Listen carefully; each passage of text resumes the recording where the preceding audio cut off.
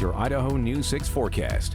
And some global weather news to talk about. The mercury is still rising across the planet. 2020 appears now to be tied for the warmest year on record. That's according to NASA. Researchers there say the worldwide average temperature in the last year was 1.84 degrees Fahrenheit higher than the baseline mean from 1951 to 1980.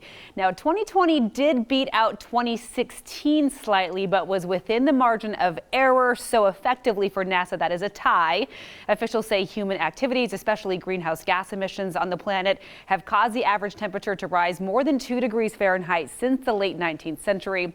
Environmentalists say these rising temperatures have caused less sea ice and a depletion of the ice sheet. By the way, NASA calls it a tie for first for the warmest year on record.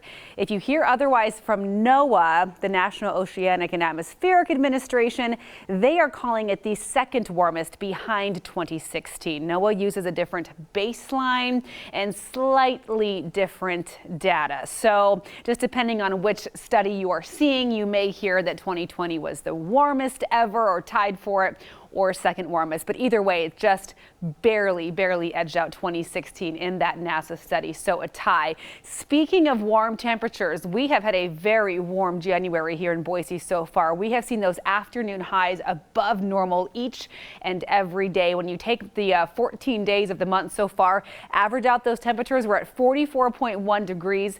Typically for the average normal high, when you take all the days of January, average them out in Boise, we're closer to about 37 degrees, so much warmer than we usually are. We've hit 50 degrees twice so far this month. The first was on the 3rd, that Sunday, and then just a couple of days ago. And as we look at our 5 days coming up from now through next Tuesday, we stay in above average territory. We're typically at 37 degrees. We will be in the 40s from now through the middle of next week, and not much precipitation coming in that time frame. One quick round of showers courtesy of this disturbance right here. The main piece of this energy is way up here, but the big counterclockwise rotation around it will drag some cloud cover and some moisture our way. So a couple of snow showers in the mountains in the evening hours tonight. And here's that chance of a sprinkle, maybe a quick moving rain shower around 5 to 7 o'clock for the Treasure Valley. That's about it though. Tomorrow morning, as skies start to clear a bit, we could have some patchy dense fog across the viewing area, especially in the mountains, but temperatures do stay milder